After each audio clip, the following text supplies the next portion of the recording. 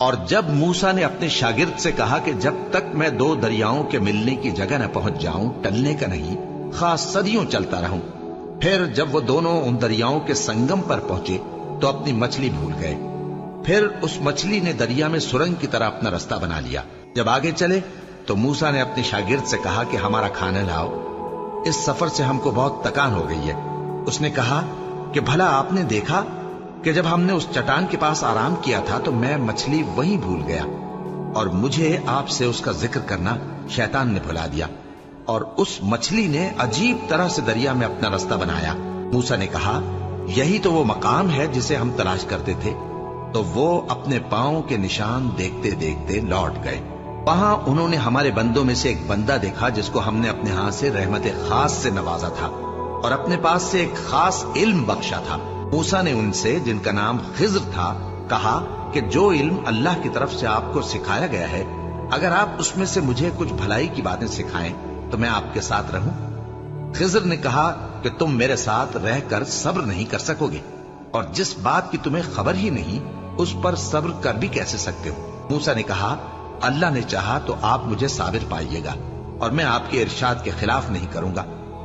خضر نے کہا اگر تم میرے ساتھ رہنا چاہو تو شرط یہ ہے مجھ سے کوئی بات نہ پوچھنا جب تک میں خود اس کا ذکر تم سے نہ کروں۔ تو دونوں چل پڑے، یہاں تک کہ جب کشتی میں سوار ہوئے تو خضر نے کشتی کو پھاڑ ڈالا۔ موسیٰ نے کہا کیا آپ نے اس کو اس لیے پھاڑا ہے کہ سواروں کو غرق کر دی؟ یہ تو آپ نے بڑی عجیب بات کی۔ خضر نے کہا کیا میں نے نہیں کہا تھا کہ تم میرے ساتھ صبر نہ کر سکو گے؟ موسیٰ نے کہا کہ جو بھول مجھ سے ہوئی اس پر مواخذہ نہ کیجیے اور میرے معاملے میں مجھ پر مشکل نہ ڈالیے۔ پھر دونوں چلے، یہاں تک کہ رستے میں ایک لڑکا ملا تو خضر نے اسے مار ڈالا۔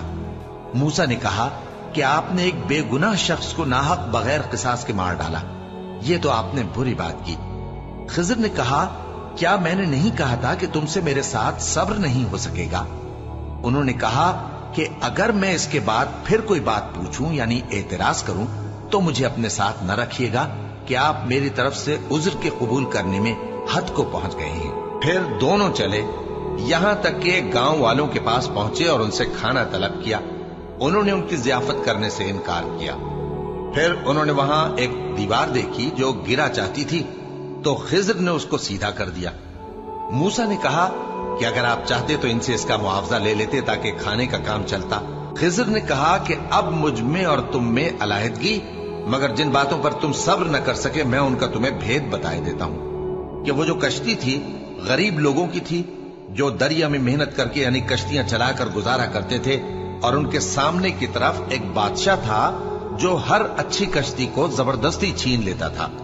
تو میں نے چاہا کہ اسے عیبدار کر دوں تاکہ وہ اسے غصب نہ کر سکے۔ اور وہ جو لڑکا تھا اس کے ماں باپ دونوں مومن تھے۔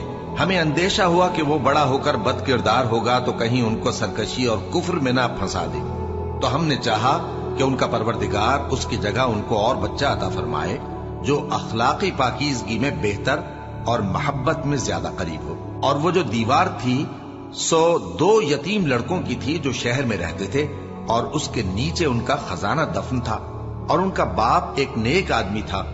تو تمہارے پروردگار نے چاہا کہ وہ اپنی جوانی کو پہنچ جائیں اور پھر اپنا خزانہ نکالے۔